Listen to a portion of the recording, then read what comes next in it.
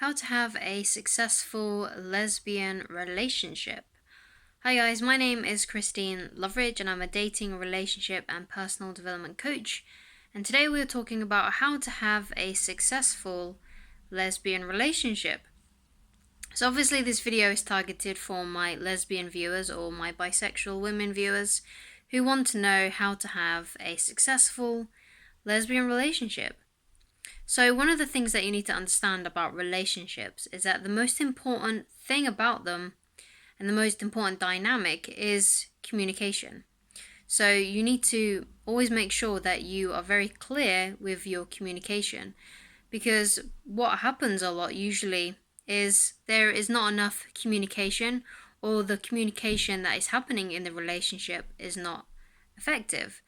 Now, because obviously we are women, usually in lesbian relationships there is a miscommunication because sometimes we expect our partner to know what is going on. But the truth of the matter is, you shouldn't assume that the person you're with is a mind reader. If there's something that is upsetting you or bothering you, you need to get it out onto the table.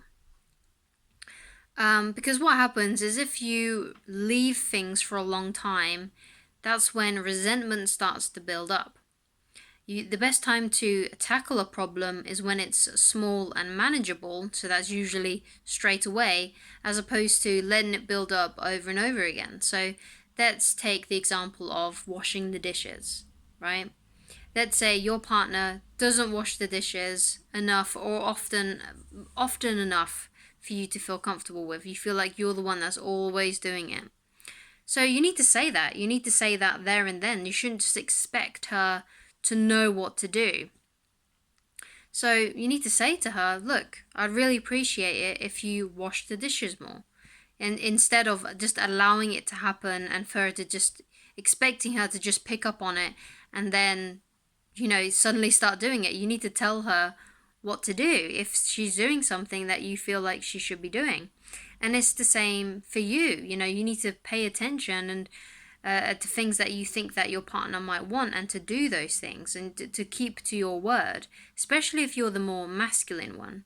So if you consider yourselves to be the more masculine one in the partnership, then you need to stick to your word. If your partner says something to you and you agree to do it, or if you tell her that you're going to do it, you need to do it, because if you don't do it, she won't trust you. She won't trust you as a person, and just she won't trust your integrity. And if you don't do these certain things, then what other things could you do that you won't follow through on, like the more important things? She won't feel safe and she won't feel comfortable in the relationship because you're not handling yourself, and that's a big turn off, and that can really cause resentment in relationships, in all kinds of relationships, not just lesbian ones. So you need to make sure that you pay attention to those things. And if you feel like there is something bothering your lady, you need to ask her. And it might be true that you're in the wrong relationship and perhaps this woman's just never going to communicate with you. Perhaps she's this kind of person that always bottles it up and never says anything no matter how hard you try. And obviously that's not a relationship you want to be in long term, because let's be honest, if you two can't have an honest communication about how you are feeling, then that's going to cause some problems. So you need to be very aware of that. Also, as well, you need to keep in mind with the attraction that you two have for each other. So obviously, there's a myth. Well, it's not a myth. I think it's something that does happen. But I think it's something that happens in all relationships, not just lesbian ones, and that's the passion going. The classic lesbian bed death.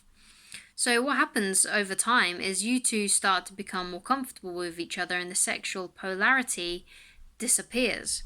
So at the beginning, one of you is probably more masculine and one of you is probably more feminine. And what happens is, over time, you start behaving more and more like each other as you get used to each other, because you are most like the people you spend the most time around. That's something I noticed growing up, especially with two older brothers. I began to develop the same interests that they did and talk in the same way that they did because they were an influence on me, and of course I was spending a lot of time with them. And it's like when I was at school, I noticed that I started to become like my friends because I was around them a lot of the time. And it's the same when you get into a relationship, you two start to become kind of like the same kind of person because of how close you are to each other. So, in order for there to be so sexual polarity, you need to make sure that that masculinity and femininity is still there, that polarity is still there, because it's the polarity that creates attraction.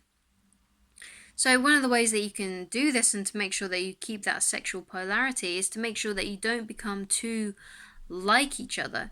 And of course, it's going to happen a little bit naturally, but you need to make sure that you are aware of what's going on and to make sure that you keep that attraction alive. And one of the ways you can do this is to, if you're the masculine one, to make sure that you try and stay in your center and try not to become more feminine, because if you become like how she is, then you're not going to have that sexual attraction. So make sure that you carry on doing it and being the person that you've always been. And you might want to write this down, perhaps keep a diary on the things that you're doing. And if you can remember, if you've been with each other for a long time and you can remember what you two used to do at the beginning of the relationship and how you personally used to act, write those things down, remember those things, and continue to do those things, because the way that you keep your partner is how you got your partner. So, or the way that you got your partner is how you keep your partner. So you got to keep on doing and behaving in the same ways that you did at the beginning of the relationship. That also means you also need to carry on dating and courting each other, because there's no point you just sitting at home all the time and not having these new experiences and sharing things together, because sometimes what happens is you fall into a routine. In fact, most relationships do fall into a routine, especially when other complications happen. Well, complications, but life stuff happens, like having children. Obviously children need a routine and things like that. But the idea is that you want to make sure that you still have variety and things going on in your life that is different and unique, and it keeps the mystery alive long term. So, for example, you could go away every so often, like every couple of months, just have a weekend away with each other. Go to new different places, find new places that you can go to and explore. Carry on dating each other like you did at the beginning of the relationship. So if you would go for coffee with each other, then continue to go to coffee with each other, meeting each other out for lunch or going to dinner in the evening. Whatever it is that you used to do, you need to keep on doing that. So if you notice that you haven't done those things recently, you need to start doing those things again, and it will bring back the passion and the aliveness. Another thing that you can do is, because you're so used to your partner, you're so used to your girlfriend or your wife, you need to remember the feelings and the emotions that you had at the beginning of the relationship as well.